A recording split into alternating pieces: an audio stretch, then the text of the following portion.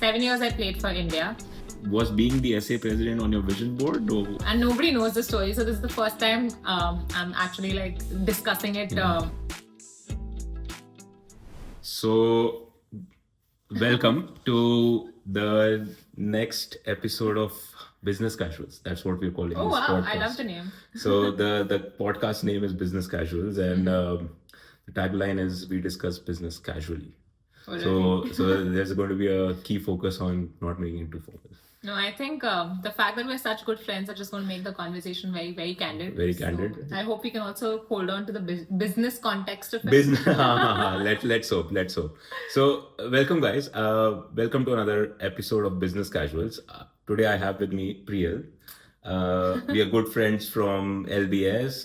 We've met at one of the Sundowners. Met at one of the Sundowners. Exactly. Met at one of the Sundowners. Priyal's like a rock star from LBS, so she's a big deal. Thanks for doing this, Priyal. Thanks for being here. I mean, I think in terms of format and stuff, like I think it would be good for you to maybe introduce yourself. Just say, like maybe touch upon things like where you come from, what kind of different experiences you've had work-wise, personally, anything that you want to highlight.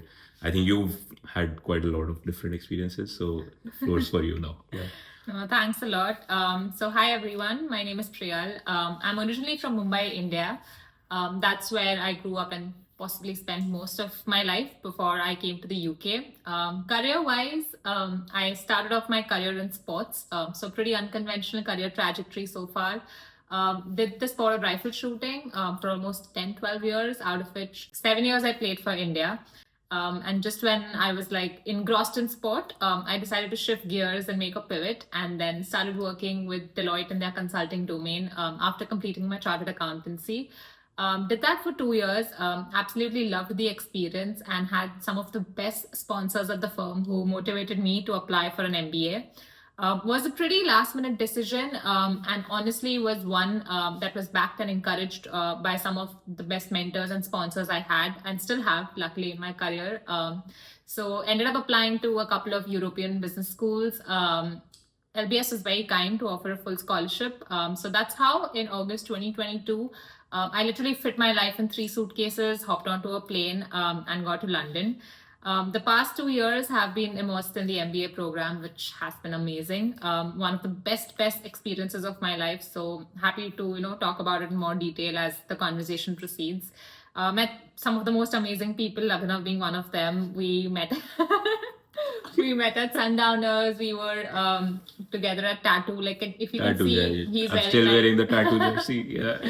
So he's been a great person, and I'm so glad and really looking forward to this conversation, because though I've done a couple of these podcasts before, like it's the first time that a very good friend of mine is interviewing me. So I just hope the conversation is like candid and we can really share some insights that really add value to anyone listening to this right now. Yeah. So talk to me more about, you've been in sports. How was being in sports like? And you played for India. What all were you doing? Like in sports also, like I think some people might know about athletics and like maybe other popular sports like cricket in our country is quite popular, right? Correct. Where you were in a sports which kind of wins medals for us, and it's very cool sport. I myself wanted to learn it at some point, but life had other plans. But tell us more about your sports journey. No, I think sports is a very, very pivotal part of my life. And there are a lot of reasons attributable to it. I started shooting when I think I was 13 or just about to turn 13. But that was the threshold where I was just entering teenage, starting to get a little exposure to things, understanding life a little better, and then come in sport. So I feel the prime of my youth or my teenage years was spent on the shooting range, and that is why I feel sport has played a very fundamental role in shaping my personality in a profound manner, because it was a thing that at a very early age taught me how to dream big, because until then I was just the school going girl who went to school, did her homework, got good grades in the exam.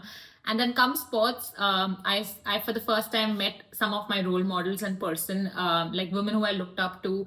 as athletes who really did so well at the sport, who were out there at the international platform, like, winning medals for the country, really doing amazing things, while at the same time being some of the most humble and grounded individuals I've met. So getting inspired from them on a day-by-day basis, just looking up at them and, questioning myself that, why can't I dream big? Why can't I be like that at some point of time? And also at the same time, also learning important lessons like learning to deal with failure at a very early stage, because sports comes with its ups and downs. And there were a lot of downs when I first started off because nobody in my family did sport, trying to figure it out, balancing with the academics in 9th and 10th. So at a very early age, I learned how to be more resilient, deal with setbacks, etc. And I think those key lessons that I learned even today play such a big role in just the person I am, or how I function, or even how I think. So like going back in time, I'm so glad that, that happened. A lot of things came together by which I actually stepped on the shooting range, and then, the next 7 years were like so good. And highly recommend everyone at some point of their life, to pursue any sport in any small or big form. Yeah. I think sports, at least to me, it has taught me a lot of like discipline and hard work. I do a little bit of it, not at the level you do it, very little bit of it. And I think discipline and hard work are two things which are kind of very interchangeable, right? At least for me, like if I'm disciplined in sports, I also get that quality which I can transfer into my like business 100%. Life and stuff like that, right? So it's quite nice. From shooting for India, then you went to CA. Did your chartered accountancy? Yes, I did the chartered accountancy. Honestly, I don't know what I was thinking when I decided to make this decision. Is your family a family of CAs? No. Anything I have done in my career or life, nobody in my family has done before. So my parents literally are always at the edge of their seat. Ye abhi aage, like agla kya? Like what next? Like what surprises in store for us? Because just when they thought that, probably sports is where I see myself, I decided to shift gears and do the CA. And then after finishing my chartered accountancy, my dad thought that, probably like the many other CAs he knows, I'll start my own practice or get into audit and tax. And I was like, no, I think I want to try consulting. And that's how I started working with Deloitte. And just then my dad was like, abhi padhai ho gayi, sports ho gaya, abhi achhi naukri hai. Now she's going to like doing very well at where she is and very well settled, is working with people she really loves working with. So, this is where she is. I literally walked up to him one day and I was like, Papa, meri MBA mein admission ho gayi. Mujhe London jana hai 2 mahine mein. So you applied without telling your parents? Was that the thing? So they knew that this is on my mind. I have this vision board at home because I'm a big person on, having vision boards, manifesting, writing down my goals. So one of the many things on my vision board was a photo of business school. It was a 3-4 dream business schools, LBS being one of them. And it was just there. So he knew it's been somewhere in the horizon, but he didn't know that it was that, I was chasing it with the speed I was chasing it. I was actually applying. Mom knew all throughout because, she was always at home. She used to see me ruffling through all the applications, speaking to people, etc. But dad, after the admit came in, everything got finalized. I was like, okay, I've sorted out my finances. I've said yes to LBS. After that, I went up to him and I was like, Dad, it's happening. He was like, nice. Like it was a surprise for him. And honestly, like I don't blame him for that. Like it was literally 12 weeks before I actually flew to London. So he knew like 12 weekends is all I have because I was a round 2 applicant. Okay. So I found out about my admission decision on the 7th of April. Like I very articulately remember all these dates. 26th April, I found out about my scholarship, and then I took an entire month to sit over it and decide to do or not to do, and then break it to my parents. Wow. Oh, that's exciting. I'm sure your parents must be very proud at that moment. Yeah. So they were. It was a pretty emotional moment for the entire family. Like they were proud, but then at the same time, it immediately sunk that they've always had me around, and in 3 months I'm going to be gone. So mom immediately like started crying and things like that. But they were very happy because nobody in the family had gone outside to study the MBA.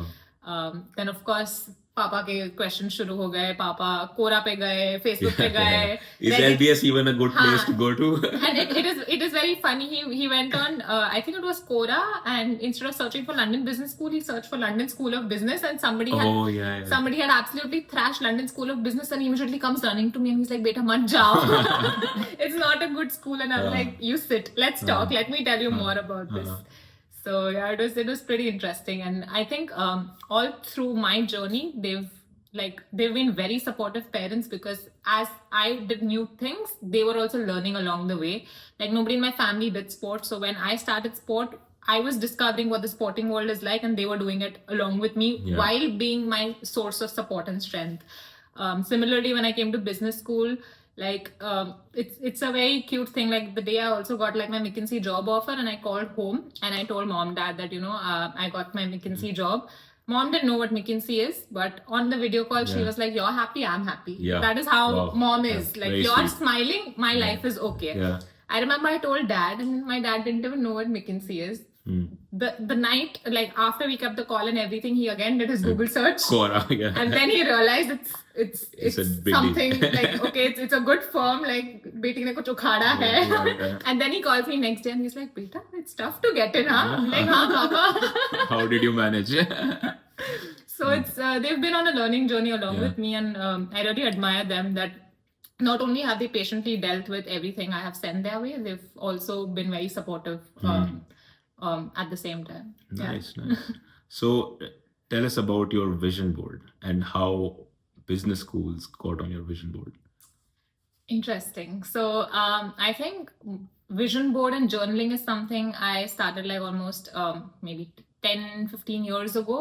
It was something that actually happened through shooting itself, because in shooting we're told that always write your diary, and that is from where the practice of just writing your training sessions or your thoughts or your reflections after every training session, after every match started.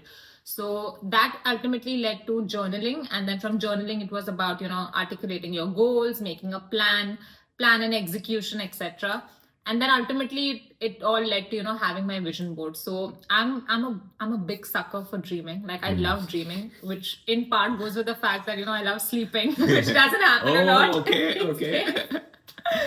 So I really love to dream. You so know you can daydream. It's I do it's that a a thing. lot. Like people who know me just know that. Like there are times where I'm on the train, I'm just sitting and I'm just like daydreaming, because I just love to do that. And that very unknowingly has helped me put so many things out there in the universe that I have very unknowingly manifested. And it's only after it's happened to me, I'm like, okay, like very unknowingly I've been manifesting this all throughout. Like every year it's a ritual for me that when a new year starts, I buy a diary and I write like 10 things I want to accomplish this year. And it's not only just professional things. Like of course 3-4 are professional, but a few things that I had for last year, for example, was visiting 4 countries, or doing any particular thing with your friends, or going for a trip with mom or something like that. So there are a lot of things that I keep writing on my vision board, in my diary. And then there are little things I put together in my vision board, where if it's a role model, just adding that person's photo. If it's a place I want to visit, adding that place's picture, etc.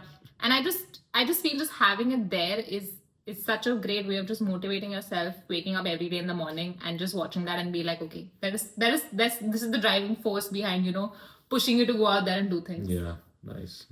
What other business schools did you consider? Can you answer You don't that? want me to say that. You don't want it, what was it? Come on. Tell us the truth. No, I'll be honest. So the other business schools were Oxford and INSEAD. Okay. There's a very particular reason why at that point of time, yes, US schools were under consideration, but I wanted to particularly stick to European schools because I wanted a shorter MBA program.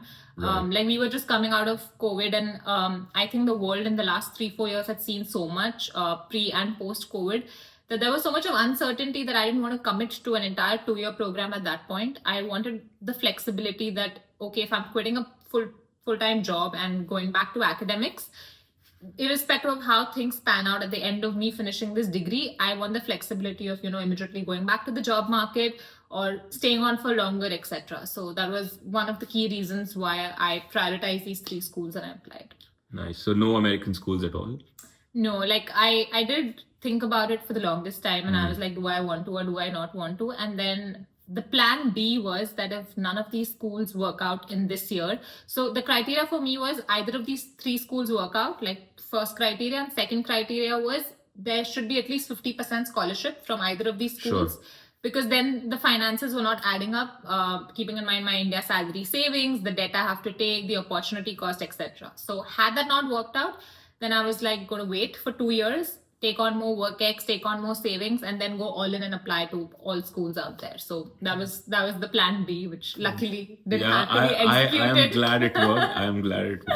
would you ever consider maybe going to do like an exec MBA or something at an American school? You know, Howard's quite nice. Yeah. Howard's a nice place to be in. No? It's a very interesting question. Like the minute you asked it very intuitively, I said no because I'm like, I don't want to do this. I think I'm done with my share of, going back to school, taking a career break, putting people around me also through that journey of, or kitna risk legi. Yeah. But again, and this is also going to be on record, every time I've said no, I have ended up exactly doing that, right? Exactly. I know. So 5 years down the line, not 5 years, maybe 10 years down the line, if you end up seeing me at any executive. I think it will be 5 because you said no to 5.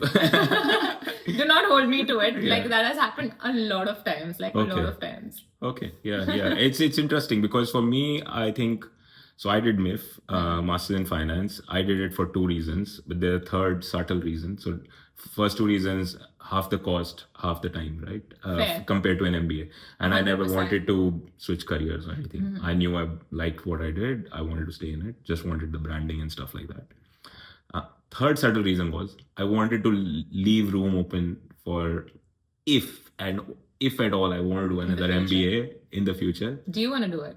I don't think so, but we'll hold that against you. Yeah, you can. I don't think so, but my life is kind of driven by circumstances mostly. Fair. So most things I end up doing are not because I want them to do, but because I get an opportunity, so I end up doing it, something like that. Mm-hmm.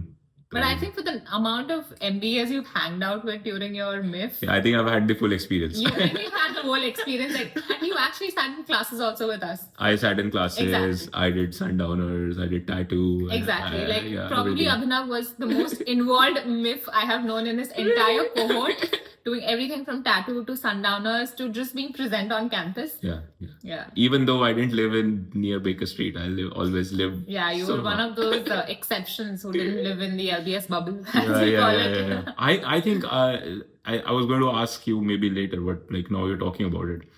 I usually ask people the question: is there anything that you would do differently in your MBA? And this question comes very later on in your podcast when we discuss about a lot of things.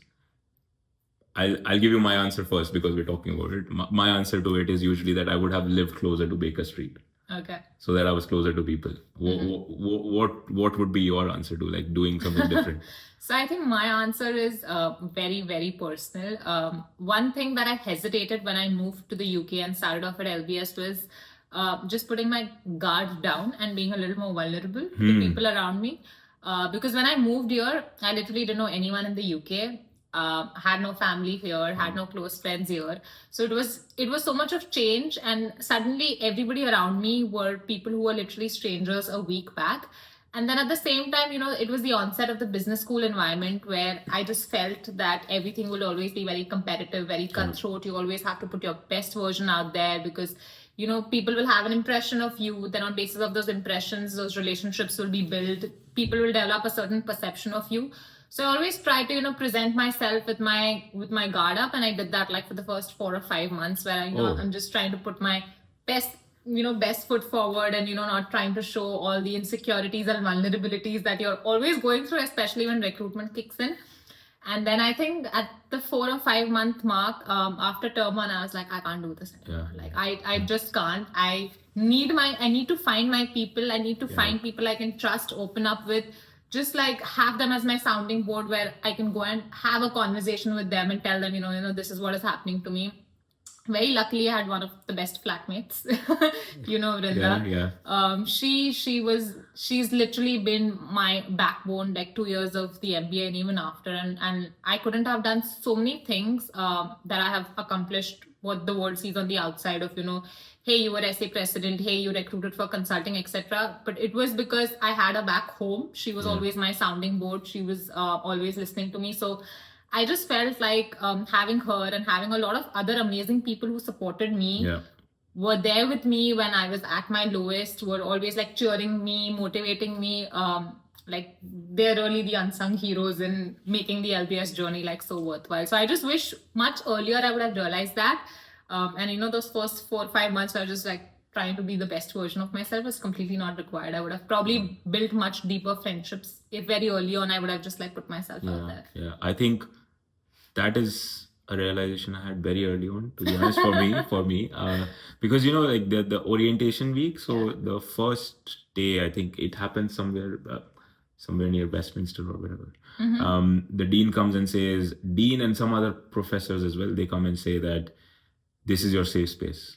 Make sure you make as many mistakes as possible, and no one's going to That's judge so you on true. it. Yeah. And I was like, this is so cool. Like, Yeah. because before that, I was in a bank on a floor where there's zero scope for error, right? Like, even after the third decimal place. Yeah. Over here, if I'm allowed to make mistakes, then the sky's the limit of whatever I can Right. explore. Yeah. Because it gives me so much freedom. Like, No, I 100% agree, and I could see that in the way I also then went in all in on my LBS journey after I let my guard down, because I was like, even if I put myself out there and I fall on my face, there will be someone to lift me out. to lift you up. Yeah. And I think the kind of confidence that gives you, like I remember even when I was applying for the SA president elections, I was like, like what if this is the worst idea?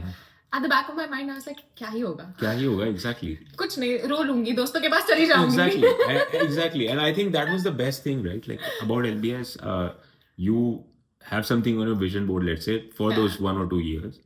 You can actually try it out without thinking what's the worst that can happen. Nothing worse can happen. Exactly. You'll be like, you have your friends around, like there'll be another sundowner, it'll fix things. It'll fix things. Yeah. You just like or some application will come around. हाँ, और फिर बाद में यही बातें तो याद आएगी. Yeah. बाद में यही बातें तो याद आती हैं. Exactly. It's those moments you remember and you're like, क्या सोच रही थी मैं, but मजा आया. मजा आया. I think this being vulnerable point is very important. Like, personally for me, this being vulnerable point, because I've always had my guard up when I'm on the floor. Like, I'm accessible, but I only talk business when I'm working and everything. And I was also this guy where I was like, I'm very like quantitative or mathematical, and if you don't know this, then why are you even talking to me? And I didn't appreciate like different kind of people. But now, like, I've been in a place where I don't know other things, and then other people don't know what I know, and like, only when we let our guard down, we kind of learn like how to make the best out of different kind of skill sets and everything. I think that was a good learning for me from there. But yeah, very important, being vulnerable. And I mean, I've kind of had this reflection with so many people. What do you do differently? Like, which club you would have joined? What else? Which course you would have done at LBS? And I'm like, I wouldn't want to change any of that. But this one vulnerability point, I just know it would have helped me so much more in those first 4-5 months to just settle down and be more at ease in the program. Yeah, nice. Let's talk about the application process. You applied in round 2. Yes. I actually have never looked at the MBA application, so you'll have to enlighten me. But for the MIFs, there are these 2 questions where they ask for short-term, long-term goals, and then second question is, how are you going to give back to the LBA society? So we usually talk about like, hey, I'm going to join this bank or this private equity shop. I'm going to join this club for whatever reasons. What's the application like for MBAs, and how did you tackle it? So the application has very recently changed. That's very okay. Like, I wouldn't say the application per se has changed, but mainly the essay questions have changed. So it was different from what I have right now. Very interestingly, they've tweaked the new questions in a very fun way. So one of the questions that is now a part of the application is what makes you unique. So the MBA, I think that's the Rotman has this question. Oh really? Yeah, I think Rotman has this question, and they ask you to put like 3 photos. Oh. They have something like this. They ask you to put 3 photos. And it's I think 1,000-word essay. Oh wow. And how do these 3 experiences make you unique or something like that? Oh wow. So I think on the essay front we have like 2 questions that you have to write an essay on, but I'm not sure if the MIF application has that, but the MBA application has like 15-20 questions which are a part of the application that you fill. Yes, we do have that as well. Yeah, so that was going to be my next question. But exactly. Yeah. And those in itself are such mini essays because they made me reflect so hard on, what do I want to put in it. And the questions were also such, I remember a few questions were touching about, have you discussed with your friends and family about your decision of doing the MBA? Yeah. And I was like, what do I write? Because I had it. Oh, really? Okay, yeah, okay.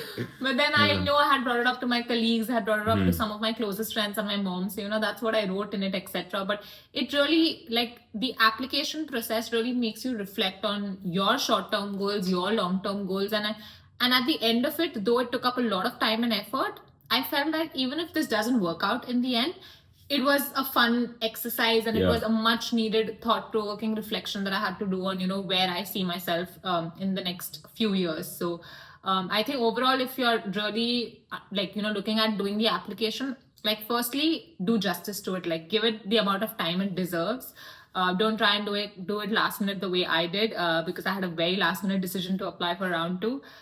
Give it time. Really take it as a self-reflection exercise. Don't take it as something you need to do and get out of the way. And especially now that you have ChatGPT, please do not use that, because it's so easy to tell when someone's written something on their own versus something that has been generated by AI.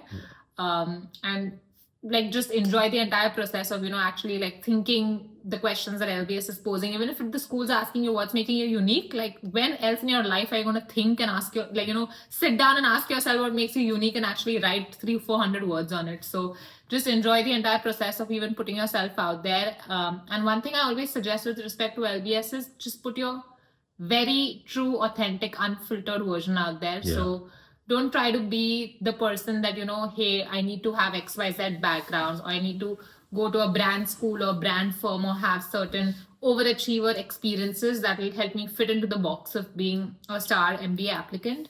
What LBS is really looking for is what makes you truly unique, what experiences differentiate you from any other person in the classroom.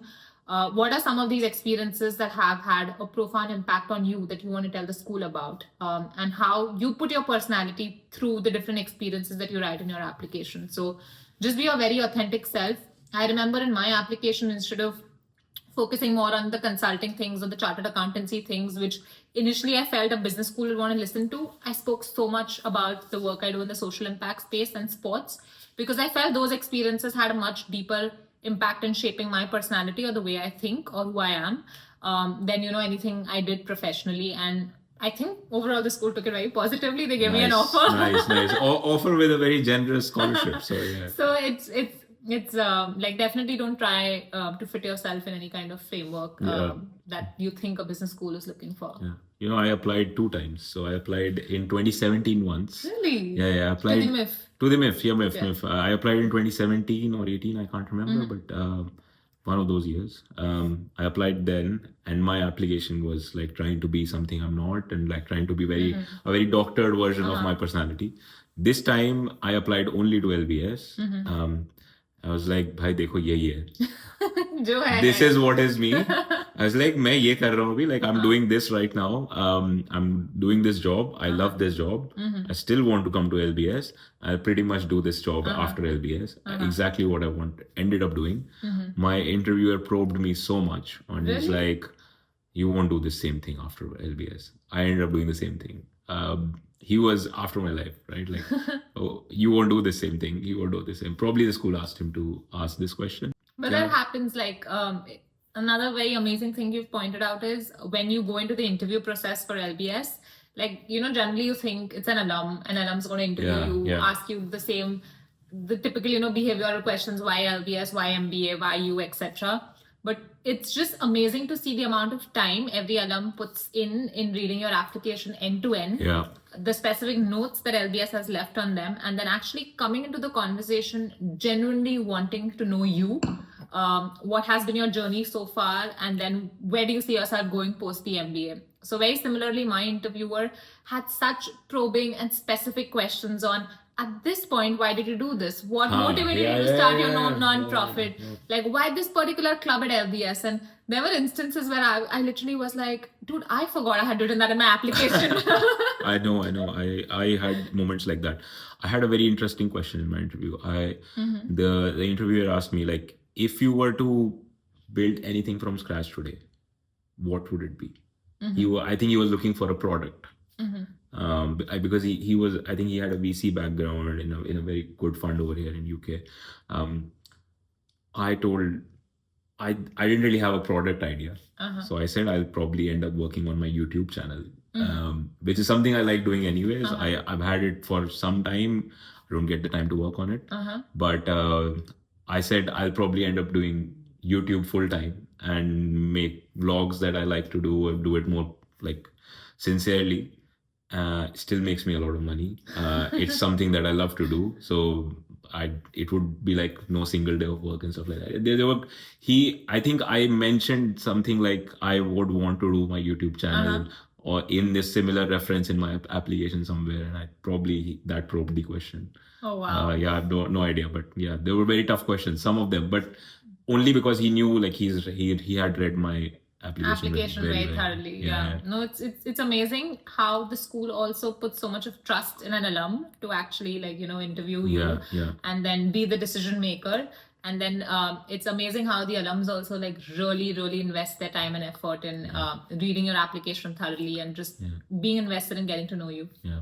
So you've applied now, you've got the offer, you have 12 weeks, 12 weekends in India with your family. What are you looking forward to at this point? Man, I horribly planned those 12 weeks. Yeah. I am the culprit. I feel very ashamed when I even tell this story of how much better I could have handled it, and that is why in hindsight when I talk to applicants I'll just tell them that hey, if you know you've got an offer and you're accepting it, just hit the resign button and take time off because the MBA is going to be such a roller coaster. It's going to be jumping straight into it, especially the first semester and then the recruiting right after. I got all these signs from all the seniors I was speaking to, that was MBA 22s, 23s. Still, I decided to be like, okay, we figured, let's see how it goes. So I think after I also was confirmed that, okay, fine, I'm doing this, I'm going. An entire 1 month after that was spent in, ठीक है, cost of living के लिए कितना loan लगेगा, कभी की ticket book करूँ, who do I stay with, finding a flatmate, connecting with flatmates. So the whole month of June went in that, and in the middle of that I was like, resign तो करना भूल ही गई मैं.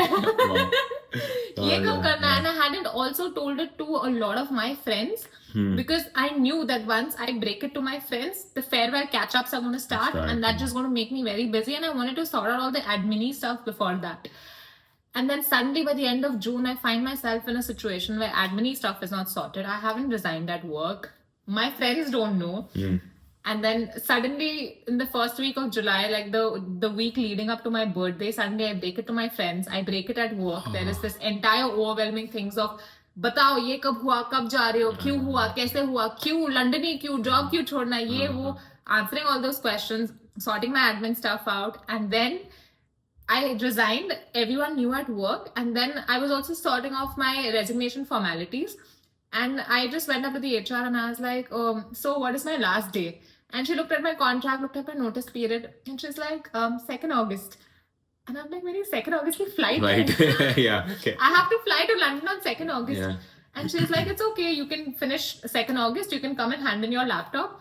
And then you can go catch your flight. Wow, okay. And on my way back home from the cab, I'm like, Mummy, Papa, ye kaise batao? That's a little... Like, my last day at work ended up also being the day that I flew to London. And there was like no check-in and check-out at any point of time because, at one time I'm like mentally trying to process that my friends found out. And one time I'm processing my family found out. Winding up life in Mumbai, which is where I had been all this while. And then suddenly I just like return my work laptop, hop onto a flight, find myself in a new home in London, all in a matter of 12 hours. Suddenly 3 bags is all I have. I remember like my first day in London, when I walked into the house, I was so not mentally prepared that, I'm walking into a new house. Basic things like the fridge is going to be empty or there's not going to be any bedding at home. I was not prepared for that. And I'm like, how unprepared have I just come to a new country? So I think the whole reason of telling that is like even people like me who on the outside come out as very mature and, sorted do such mistakes. So if you are in the middle of moving countries or, just starting off a new chapter in your life and find yourself in a very similar confused situation, it's okay to not be okay. We've all been there. Yeah, we've all been there. Yeah. And so you've taken the flight in London now. What kind of feelings do you have when you land in London? What are the expectations that you have from the course personally, at a personal level, at a professional level? What are you hoping that will happen? So honestly, the first 1 week was very overwhelming because I didn't know even what to expect. Like I was here trying to set up a house, had just moved in with someone who is like a new person to me as well. So getting to know my flatmate, just trying to understand that, okay, now this is going to be the new street I'm staying on. This is where school is.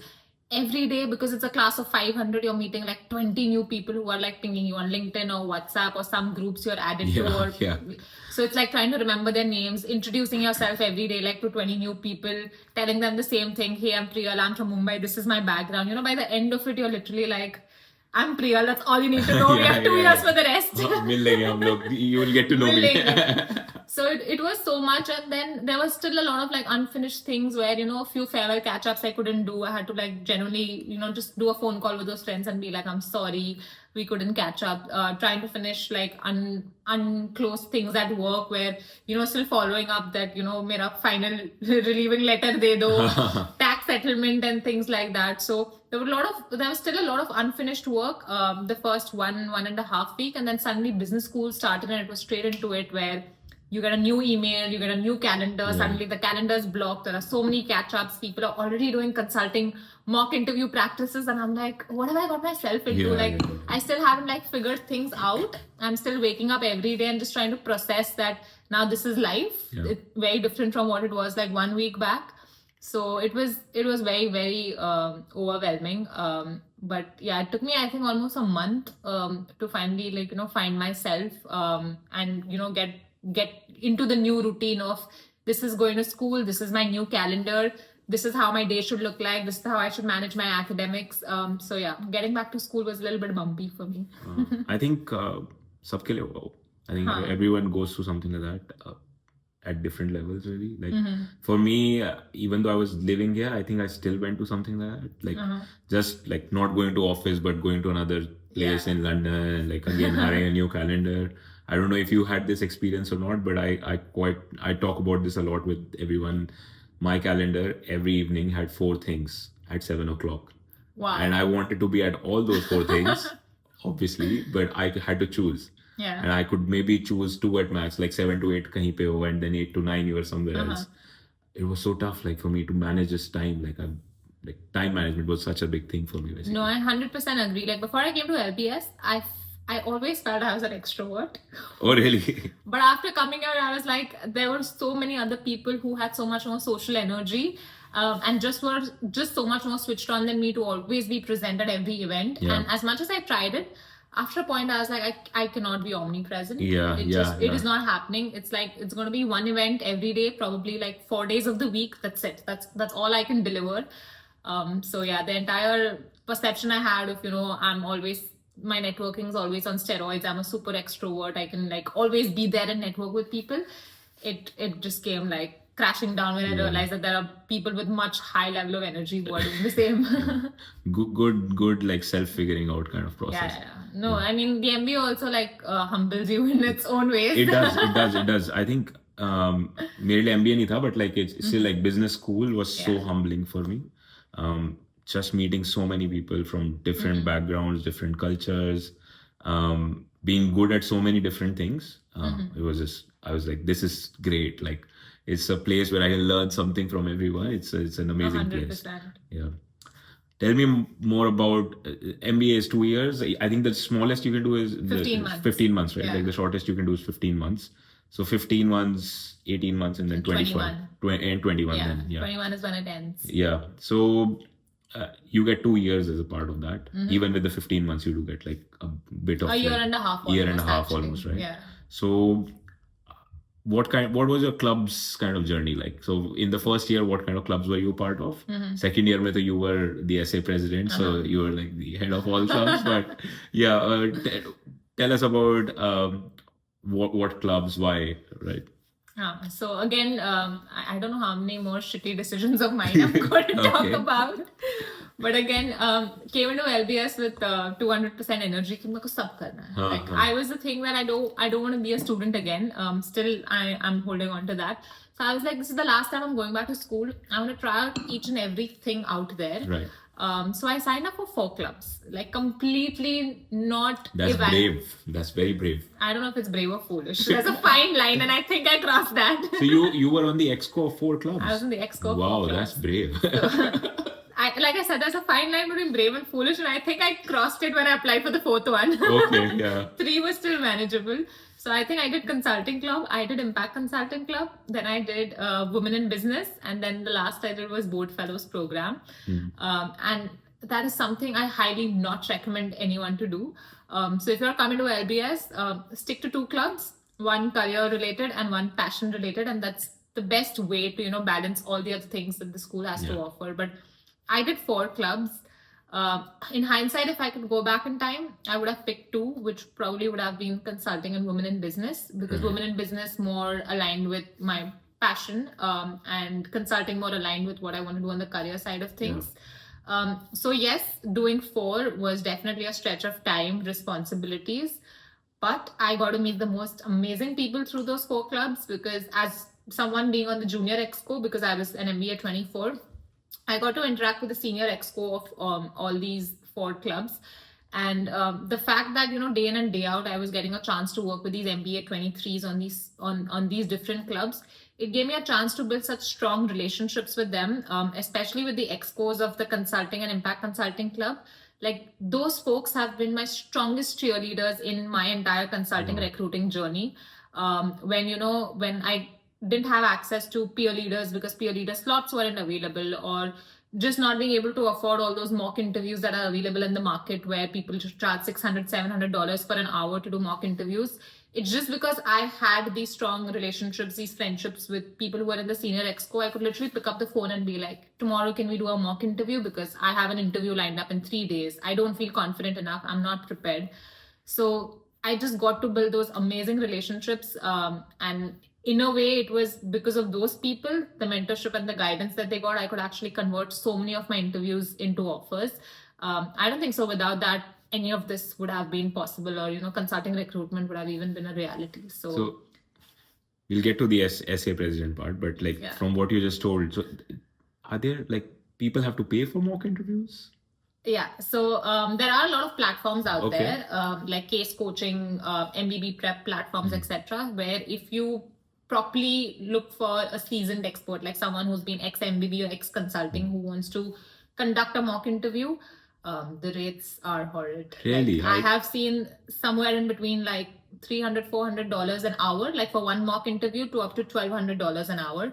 And as a student, I was like, that's too much. If you get 4 interviews and 1 hour is nothing, I'm assuming. Maybe you practice for 2-3 hours. Yeah, so generally what people do is do 1 or 2 of them if they can really afford. Okay. And then just take the feedback of those 1 or 2, because this is you interviewing with someone who's a seasoned interviewer. So really gives you a lot of invaluable, in-depth feedback, and then use that to, hone your other interviews. But even just doing 1 of those when you are on a student budget, it's just such a stretch. It is. Yeah. And I know when I was recruiting for my summer, it would have been impossible, because you're just 4 months into the program. You are trying to plan your finances with a runway for the next 1.5 years. If summer doesn't work out, you have to recruit again during full time. So at that point of time, it was absolutely non-negotiable. So it was these senior exco, the MBA 23s on the senior exco, were the only people that I could lean in on. And they were so helpful. Even though it was December, they were traveling back home. So many times they just picked up the phone and they were like, Priya, let's discuss tomorrow. And I think when I was in their shoes the following December, when I went home and a lot of MBA 25s were reaching out to me, I again did not hesitate to make time, where I was like, last year when I was in your shoes, because a lot of people went out of their way and helped me, I got where I am. So I'm going to do the same. So I'm a strong proponent of, when somebody helps you, give it, pay it forward, give it back. 100%. So, and that is hugely ingrained in the culture of LBS, which is why I think I just love the school. Yeah. I think we all love the school. At least we both do love You love it more than me. I love the school. I still wear this LBS hoodie all the time. I should have done that shit. Next one, part 2. Part 2, as we said, discussed earlier. So, first year you signed up for 4 clubs. Maybe not the wisest decision, according to you. I don't regret it, but do not recommend it. Okay, that's a better way to put it. Second year is starting, summers वगैरह हो गया, and what was being the SA president on your vision board? Or what made you think about it? Did someone come and say that Priya, maybe you should be the SA president? What triggered it? This is a very, very interesting story. So it was not on my vision board. It wasn't anything I had ever considered that I'll come to LBS and do. Like a lot of the other things that I did at the school, be it the clubs, be it the exchange, and a lot of other things that I did over the 2 years, they at some point were mentioned in my application, things I wanted to do. SA president was not on the cards, and nobody knows the story. So this is the first time I'm actually like discussing it out there. I was doing this course called Business Analytics. Okay. Yeah, it's a I think 5-week or 10-week course. I don't even remember that. And we had to form like study groups. So I just very naturally ended up forming my study group with 2 other people I very closely knew, Akanksha and Hitakshi. And our study group had an assignment due the following week. So we decided Saturday morning, let's meet in the North Building, which is in the Sussex campus, and let's finish our assignment. And we were sitting and working on the business analytics assignment. And suddenly Ankush, Hitakshi's husband, walks in. There was a TEDx event going up in the floor above, and he was volunteering for that. So it was a lot of things about, me bidding for that business analytics course, me forming a study group with the 3 of them, TEDx event happening that day, and he signing up as a volunteer. So because he was there, he just came in to check in with us. And then we were having a random conversation, and he just turns to me and he's like, Priyal, have you considered applying for the student association? And I'm like, tell me more. Like, I don't know what it is. Like, what does an SA president do? And then we had like a 10-minute chat about it. And then that conversation never went anywhere. Like, I completely forgot about it. Then 2 or 3 days later, the SA president elections opened up, and the then SA president Doju, he sent out an email that, if anybody's interested in applying, please come and talk to me. Something came to my mind again, and I was like, that day Ankush mentioned, and Ankush won't mention it unless and until there is some value to it, or he sees that, I can actually step in and do something, because I really look up to him. I trust him. Both him and Hitakshi mean a lot to me. So I was like, fine. I literally typed Dojo an email. I was like, hey, are you on campus tomorrow? Let's chat. Let's chat. Nice. Yeah. And I went and spoke to him. And that conversation was one of the most honest conversations I've had at LBS. Dojo was very frank and very out there. And he did not try to, sugarcoat or sell the role to me at all. He's like, Priyal, 10 to 15 hours of your life every week. Minimum. Yeah.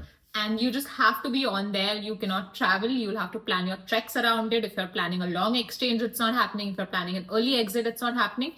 He did not shy away from telling me the amount of commitment it entails. But after, of course, he disclosed that, he told me more about, how the experience has been amazing for me, the highs, the lows, the goods, the bads. And I just took that in, I processed it, and I was like, it sounds like a great opportunity, but also a lot of commitment. So let me like sleep over it and think over it. I think again after 2 days or something, we again grouped for the business analytics assignment, and Hitakshi was like, so what have you thought? And then I spoke to her, I spoke to Akanksha, I remember I spoke to like Brinda and Harshal also about it. I spoke to a lot of people, and literally on the day of the deadline, I was like, fine, let's submit the manifesto. And I also spoke to Doju, the then SA president, 2 more times. And the 3rd time, I remember when I wrote to him for a third time, I emailed him like, let's catch up again. He was literally like, are you sure you want to apply? Or are you just like, want to catch up with someone over coffee? But on the day of the deadline, finally, I just got out of class, took half an hour, prepared the manifesto. Very interestingly, till that day, I didn't even know who would be the vice president I was running with. Yeah. So there were a lot of people I was having conversations with, but then I'm like, it's a big role. Who was the VP? Ronak? How dare you forget Ronak that? Ronak ही था. I'm going to text him. Ronak ही था ना? हाँ. Because I associate Ronak with Sundowners so much. Yeah. Ki I like Sundowners and Tattoo, like, because like that I wasn't there in that year, right? Like when you were the president. But Ronak ही था ना? Like I think I remember. So ended up like very. That was for bloopers, by the way. Ended up having a very random conversation with Ronak, who was traveling at that point of time. Yeah. So again, it was so many things coming together where Ronak on a trip with his friends ended up seeing my WhatsApp, responding to my WhatsApp in the heat of the moment. Like, I don't know if he was like, even sane at that point of time when you were having this conversation, saying yes to run as a VP with me. And then me just like preparing that manifesto, putting it across. Like, it was in those 10 days, it was like so many random things just aligning together and me applying for it. But in hindsight, the best decision I took at LBS. Nice, Like literally the best decision. Yeah. So yeah, like even today, like at times I like just joke with Ankush about it, and I was like, you. Ankush is the perpetrator, culprit, and Yeah. all credit goes to him. No, and perpetrator, culprit, yes, everything, but also someone who, even though he graduated, had my back till the end. Right. Both he and Hitakshi later on joined the SA, was one of the most amazing advocacy officers we've had. Like even the dean, like especially spoke about her at congregation. She was like my biggest sounding board. Like there were days where I could just go to Hitakshi and be like, I just need to talk to someone. Okay. And she was like, come sit. Nice. So yeah, I've just been so lucky to have taken that leap of faith and then also worked with some of the most amazing people as a part of the SA. Highly recommend that anyone who has the room to commit what the role entails should definitely run for it. At least should definitely try. Right? Yeah, definitely try. Should try. Yeah. and you've done some amazing stuff like as the SA president. So like, if you were to pick like maybe one or two things or even three things that you're proud of when you were the SA president, what would those things be? Oh my God. So I think tangible outcome wise, I cannot like think of, any one specific thing that we did, but just changing the entire perception that I think the school had of the student association was for me the biggest win. Where when I came in, like one of the big reasons why I decided to run for a big role was when I was applying for LBS, like we discussed earlier in the interview, I wouldn't have come to LBS had I not got the scholarship. So LBS just offering me the full scholarship, I think I'm going to be indebted to the school forever, and it's going to mean a lot to me because it happened at a time where I was holding on to an admit to a dream school, but land was nowhere in sight, where I'm just like, how is this even going to work? Yeah. Like I had an Excel model where I remember I used to keep plugging in the fees, the cost of living, look at the numbers, and I'm like, this is not adding up. Yeah. And that almost went on for 3 weeks, from the day of having the admit on 7th April to the day on 25th April where I randomly get a call from the school. I remember I was at work. My phone was lying out there. I was like in a meeting. And suddenly a +44 number rings, and I'm like, why? Fir se call again. No, my first reaction was, why is someone from London calling me? Yeah. And then literally I did not pick up the first phone. I was like this is some spam call. I'm not picking it up. Then it rang the second time. And jab tak meri batti, like, jali ki, scholarship decisions are going to come out this week and probably this is it. The phone had stopped ringing. And then I picked up the phone and called back on the number. एक तो international roaming नहीं था phone में. तो पहले Vodafone international roaming, and they are like, ma'am, it'll take this much. family जितने पैसे चाहिए लो. International roaming activate करो पहले. And then I called back and it was like, hey, you've called the office of LBS. Yeah. Lydia's away, she'll call back. And then she didn't call back for 4 hours. Those 4 hours were the longest 4 hours of my life. And then she finally called and she was like, Priyal, we're giving you a full scholarship. Wow. And it literally felt that way that day, that someone threw a lifeboat at me where I was like, now this makes sense. Like I can go ahead. Business school is happening. My dream is happening. So I'm just indebted to the school, which is why even today I'm so heavily involved with them, because I just want to continue to give back to them. So SA president was a way to do that. And when I stepped into my role, I realized that post-COVID, a lot of things were not in the best place. From a visibility and engagement standpoint, the student association was not as strong as it should have been. Of course, Derju before me had done a fantastic job, but there was still a lot of work that had to be done. And just keeping that in mind, I think I jumped in with both feet and I was like, just want to start doing a lot of work. And it was, I think, 4 months into the year, into the new academic year, when people proactively came up to me. And these were MBA 24s who were like, Priyal, we can see the difference. Yeah. We can see the SA involvement. We can see the different initiatives you're launching. We can see the engagement. We can just see the amount of passion and energy with which you are invested in this.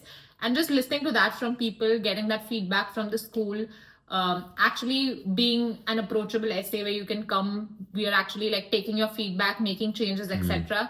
I think just that change of perception really helped a lot. And I think the big win for me was, so I was a part of Leadership Incubator as well, which the MBAs have. One question we were always asked in the Leadership Incubator from day one was, what is the legacy you leave behind? And for me, the legacy was that when I step down from my role, I leave the SA number one in a much better place, and in a place where people after me want to like raise their hand to be a part of it. to run it with the same energy that Yes. the SA team in my tenure had shown.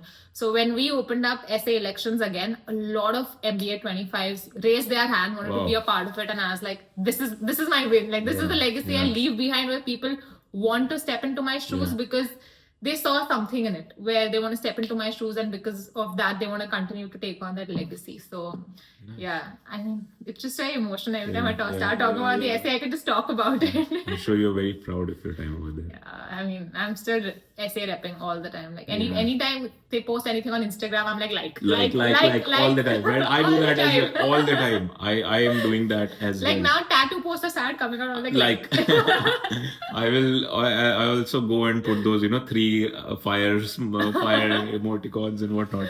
I do that too.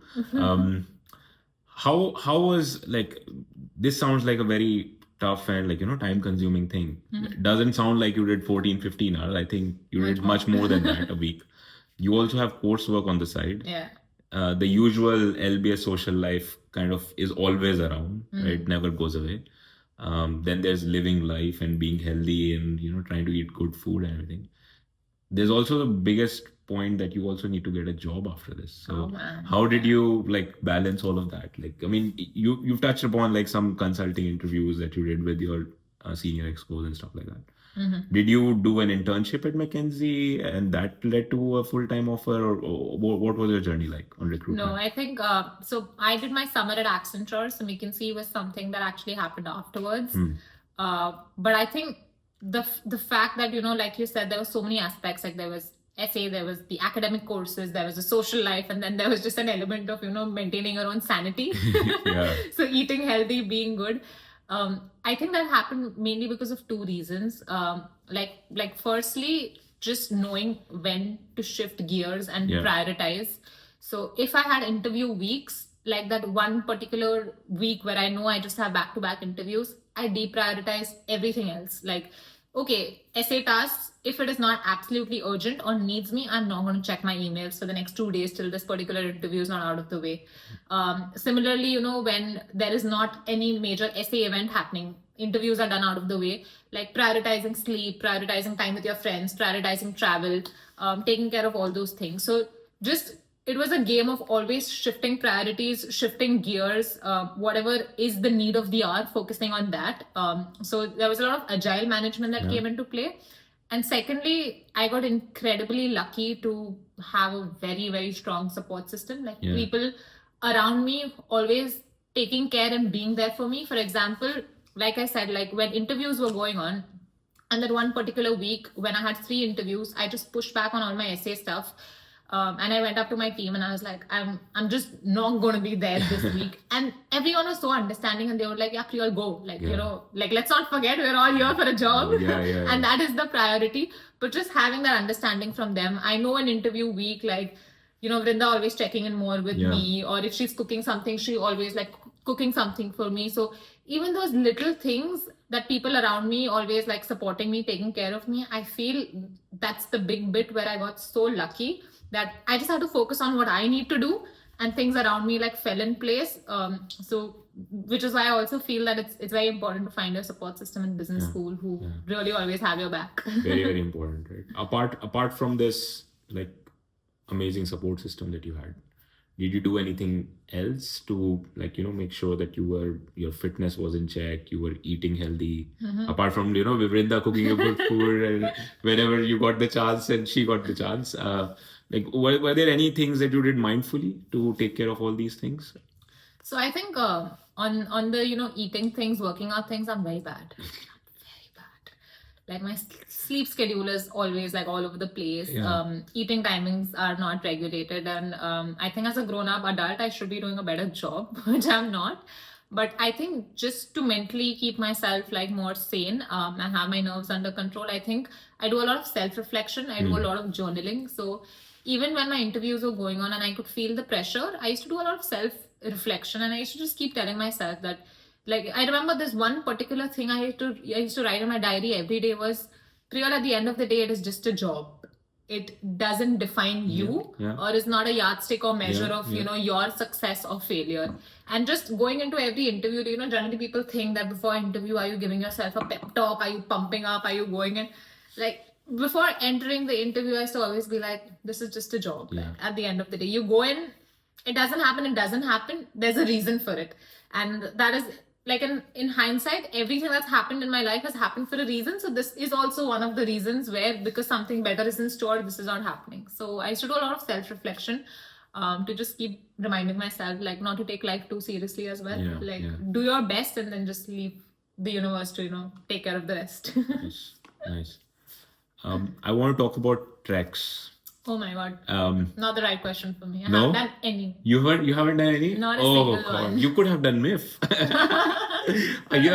This is one of the things that I think, like, I wouldn't have done anything different at LBS, right? Mm-hmm. But maybe, like, I get this feeling that after I've done it and I've looked at the kind of amazing life MBAs live, I feel like maybe That MBA comes with a kar lot lena of chahiye. debt. Exactly. I'm okay. I think I feel okay with my decisions. But I'm like, if I had to go back and reflect, maybe MBA kar sakte the. Maybe. Because I feel like Trex is such a big part of MBA, It and is. like MIFS mein itna hai It nahi. massively is.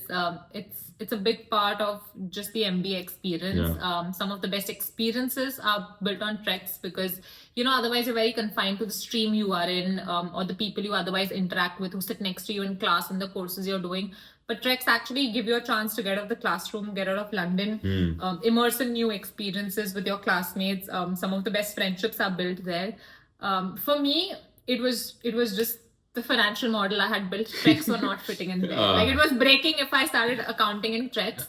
And at the same time, like, in the first 6 months, there was a lot of FOMO where I'm like, my classmates are already traveling this Yeah. much, they're doing these treks, etc. But I think towards the end of the MBA, yes, a little part of me feels that I had the time to travel, but I didn't travel then, and now, I have the money to travel, but I can't travel. Yeah. But do I feel I missed out on any core peer experiences because of that? I think not, because I found a lot of other ways of doing that. Like, just being engaged in the essay or being a part of the tattoo committee Yeah. also gave me a chance to build some amazing, like, friendships and networks, because the amount of time Totally. you spend on a trek, you're spending like organizing an event to the scale of tattoo. Yeah. So things like that, like serving on the Sundowners crew. I did a 1 month exchange. I did a 1 month exchange at NYU. So Yeah. instead of, spending the budget on a 1 week trek, being able to, pool that together and do a GBE in Peru, where I got to go on a trek to Machu Picchu, Yeah. or being able to spend a month in New York, like, those were different experiences. Like, I still felt that, okay, fine, I wanted to do the Japan trek. At some point, I can go to Japan again. Yeah. But in my life again, can I sit in a classroom in NYU Stern School of Business? I cannot. Probably not. Yeah. So it were trade-offs along the way. I still feel that, okay, fine, Japan trip with my friends never happening again. Yeah. But do I regret, or I feel I missed out a lot? I don't think so. Yeah, I still want to do the Japan trek.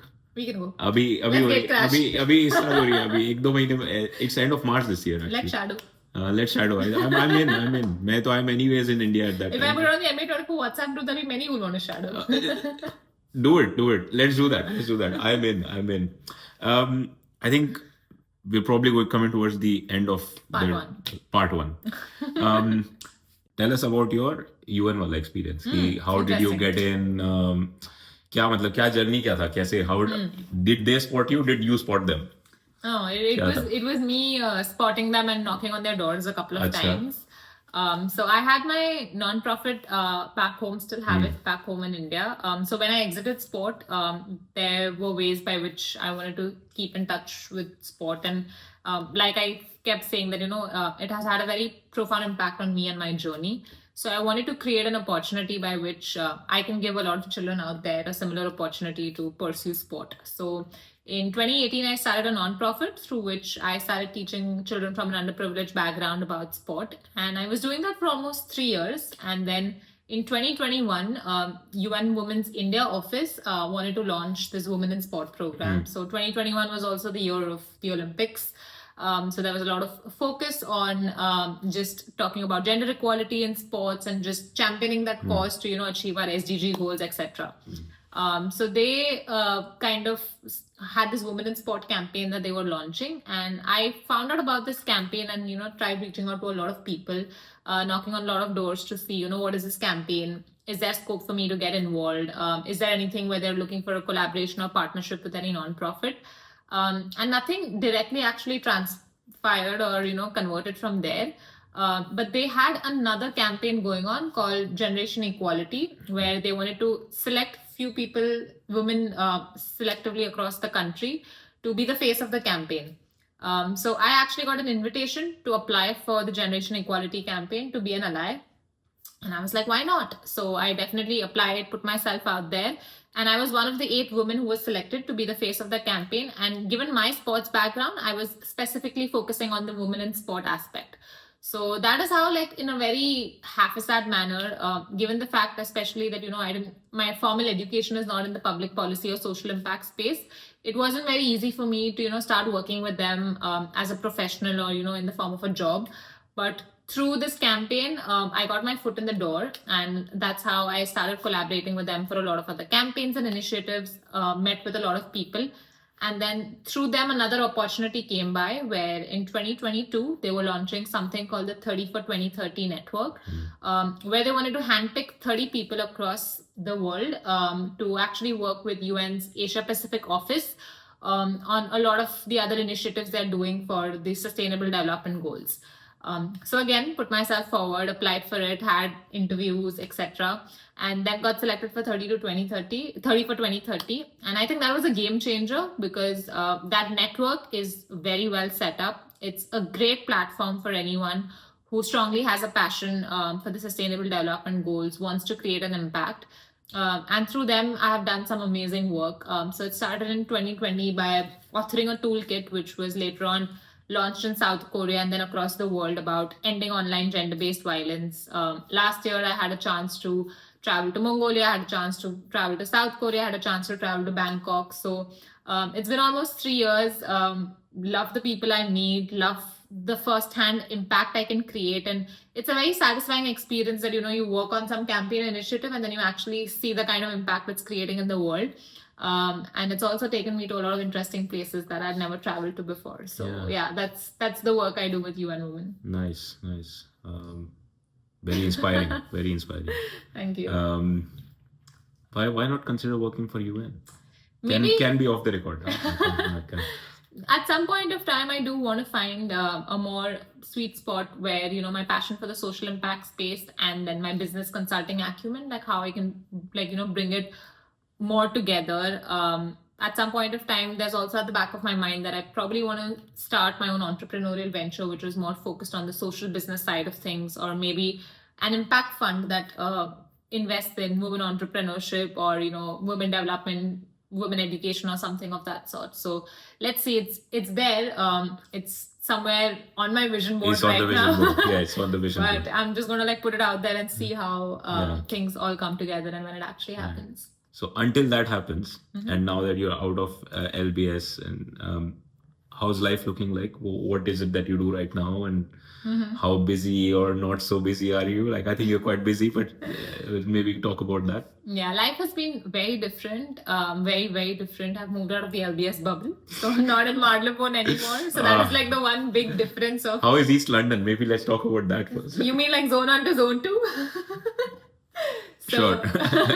It's nice. It's been, I would say, a good change moving to a new area. I also now stay with someone different, so have a new flatmate. It's always a good experience to stay with someone who's very different, doesn't come with the same LBS background. So very interesting things, new topics to talk about.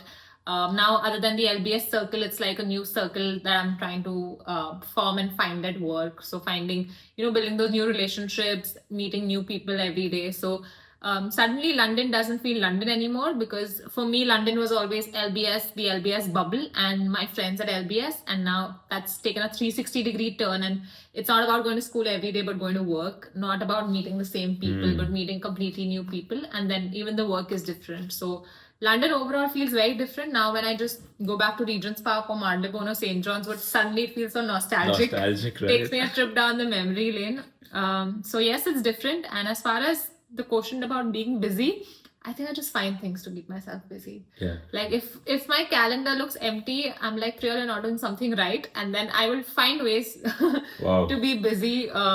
Be it like just catching up with people, doing coffee chats. For example, like the past 2 weekends, I had some time in hand, and the LBS round 2 interviews are going on for the MBA. So I just put it out on LinkedIn and I was like, hey, if anybody wants to, just connect to prepare for the LBS interviews, I'm happy to chat. And then suddenly within 2 days, I have like 150 DMs on LinkedIn and I'm like, 150, wow. yeah, I'm like, I signed up for this. Wow. And we will get to it. So then I did like a couple of group calls to help people across last weekend and this weekend. So yeah, it's, I always find things to be busy, but I'm not complaining about it. I think I just like it that way. Yeah. Busy is good. Is the motto of my life. At least. It's better than me fuming about not doing enough and then pestering people around me. yeah. Keep yourself to have busy. that conversation. Keep yourself busy. Yeah. Coffee chats. I don't think we talked about coffee chats. Did you have to do any coffee chats for your? I did many. You did? I think coffee chats are a big part of not just the MBA, but I think even the MIF experience. Yes, 100%. So much is driven on that. It's not just about like finding a job or recruiting. It's just about getting to know people, their background.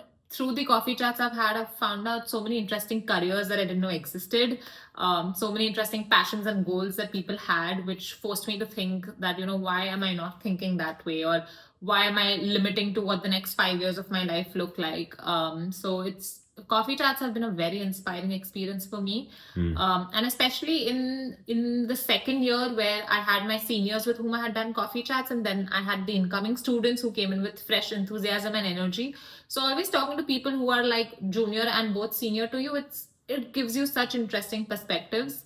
And I think some of the best coffee chats I have done is with the other women in my cohort. And I've just been so inspired because I come from a very different background where, in my family, most of the women did not work. And the general sense of understanding was that, after a certain age, focus on your marriage, focus on having kids, focus on these other things. And then suddenly I saw women in my cohort who were having kids in the middle of the MBA and still recruiting for their dream jobs, getting the dream jobs, doing their dream internships.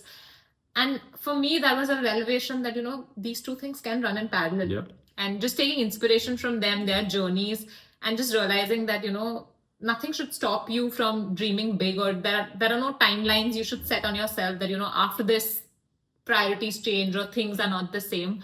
So I just feel coffee chats and these conversations that I've had on them have changed me a lot in the past 2 years in a good way. Yeah. For me, it was, I didn't have to do a lot of them at the beginning, at least, because I wasn't recruiting for IB per se.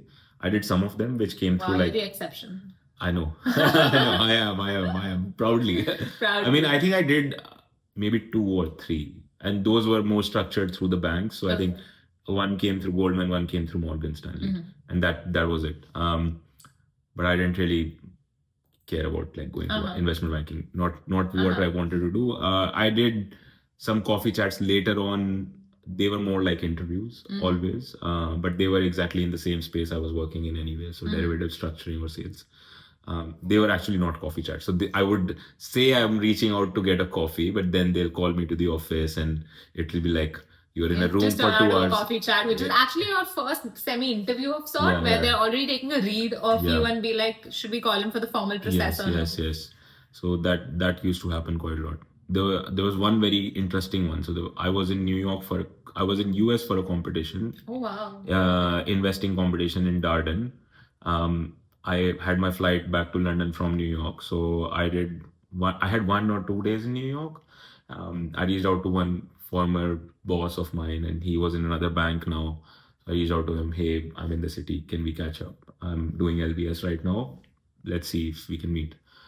He called me to the office to have lunch. I had lunch with him. He asked me some technical stuff, which I think was to just gauge if I'm technically still sound or not. He liked it. And then he called his like other 2 guys who were like probably his left or right hands on the desk. And he's like, hey guys, I'm with this person right now. I really like what I'm listening. Took me up to the trading floor, made me sat in a room. And then 5 more people came after that and then made me meet everyone. Wow. And one of them turned out to be LBS MIF from 2012, which was the most craziest experience ever. Interesting. Very, very interesting coffee chat. I did some of them. They were very Uh-huh. nice. They were very nice. Yeah, yeah. Oh wow. No, I think the kind of doors that just the global network also opens for you, it's like just unparalleled. Like It's so many unparalleled. times I end up meeting someone I'm speaking to at the first time, and then suddenly you talk and you realize like you have 10 mutual friends. And I'm like, how? Exactly. How? How? Yeah. Like so many times, like even people in my cohort, when I first time followed them on Instagram, I'm like opening Instagram 43 mutual. Yeah. Like, oh, you went to this school. Oh, you Oh, know yeah. this person. Oh, you stay in this area. I'm like, We are best friends now. yeah, it's so interesting. And then I I'm know. suddenly uploading an Instagram story with that person, and then I'm getting 10 DMs from my friends back home. Like, how do you know her? I know. It's very interesting. It's so interesting. Final thoughts. So Yes. I think thanks for your time. But do you have any final thoughts on if you were to reflect on your LBS journey, or if you were to say to the applicants or prospective students, any one or two things that you would like to point out? No, I think I've genuinely loved the conversation. So thank you Yeah. for inviting. And I think one thing that I always tell, because I speak to a lot of students, one thing I always observe is there is this general hesitation that a lot of people who reach out to me have in, and it's a lot of factors that contribute to it. There is an element of imposter syndrome, or self-doubt. There's also an element of is international education for me? Can I Yes, afford yes. it given my background, given the middle class background I come from, etc.? So I think one thing that I always tell them is like, don't hesitate to put yourself out there, and don't let anything you've achieved till now or the background you come from be a limiting factor for you to not give something a shot that has been your dream. And just keeping that in mind, don't hesitate to reach out to people. Like when I decided to take the leap of faith and do my MBA, I just reached out to 20 people out there to have a conversation, to Yeah. evaluate whether this is for me or no. And yes, if it is for me, what is the path I should be taking? What did they do at that point of time in their life that actually helped them navigate this? And it was purely on their advice, on their guidance, that I could actually chart my territory. Like I did not come from a family where anyone had done this. Though I had great mentors and sponsors, none of them had done an international MBA. They just knew this is a great thing for me from a career milestone standpoint, but nobody had been to the business schools I was applying to or was recruiting for the kind of jobs I was trying to do post MBA. But just not hesitating to reach out to people, having candid conversations with them, just asking them stupid questions. And honestly, at this point, no question is a stupid question. So even if you plan to reach out to me and ask something as basic as, how do you manage cost of living in London? It's not a stupid question. It's a very valid It's a question. valid question. And it's a question you should ask if you're taking such a big decision. So really don't hesitate to put yourself out there. Like very recently, I was reading this interesting LinkedIn post. Do you know Arpita? She's a MIF. Full name? But Yeah. Arpita I think she's a MIF. She's an Alliance Bernstein. Yes, she's a MIF 2019 or 2020. Yeah. I think 2019. Yeah. So she had written this very beautiful LinkedIn post, and a part of that post had a statement that rung in my mind, which said, "Exposure is a privilege," and it is so true. Like, if you have the right exposure, it can unlock so many opportunities for you. But if you don't have it, don't hesitate to do what it takes to have get that it. exposure. And there are a lot of people out there, I know personally from LBS, so I know even from other business schools there might be, who are willing to help people who do not have that exposure but want to take that leap of faith. So anyone listening to this, finding themselves in a situation where business school is a dream but they don't know how to make it a reality, like don't hesitate to reach out, and definitely don't stop dreaming. Like just reach out to us. Like we'll connect you to more people, have a conversation, try and evaluate if business school is for you, whether you want to go through this roller coaster. It's going to be a roller coaster. I'm not going to sugarcoat it. There are going to be highs, there are going to be lows, but at the end of it, it's a beautiful experience. That's all I can say. I would say dreamers are winners, right? At the end of the day. Yeah. Like, if you're not going to like dream it, it's never going to happen. It's never going to happen. Yeah. And then if it doesn't happen, it was still a good dream. It's still, dreams are good anyways. Yeah. But Anyways, thanks a lot, Priya. Yes. Thanks for taking the time. Part 2 coming soon. Part 2 is in works already in my mind right now. Are you taking notes for that? I have. Oh my god. I have. It's like I am a minutes of the workaholic. meeting, note taking. Yeah. So yeah, part 2 already in the works. Hopefully before I leave Are London. we going to like shoot that from? I was just going to ask. Are we going to shoot that from Singapore? Singapore. You have to make a trip to Singapore for that. Not even in Zoom. I don't mind that. The last time I went to Singapore, I was so my dad worked in the airlines. He had taken me on a trip with him. I was 7 years old. Okay. Yeah, so कुछ भी याद है तब का अभी तक? याद बहुत थोड़ा है, but I feel आधी चीजें जो अभी है सिंगापुर में, those वो है ही attractions नहीं, were हाँ, है ही नहीं, there. हाँ, वो थी So the नहीं। city is like so different than what it was when I went, and I really liked it because the food is great, and I'm a foodie. So I had seafood and I had spicy seafood. The girl needs nothing else. Yeah. Hawker centers, right? Way to go. Yeah. So I would happily visit that side of the world anytime. Like, You're most welcome. maybe for part 2. Definitely for part 2. Parents will be like, why go to Singapore podcast? Podcast LBS. मेरे एक दोस्त और आता है. Right. Thanks a lot. I think we'll call this. Yeah. Stay tuned, guys, for the next episode. तुम Business चौकड़ी मार के casuals. मस्त बैठ गए. यार मेरे को बहुत पसंद है चौकड़ी मार के बैठना.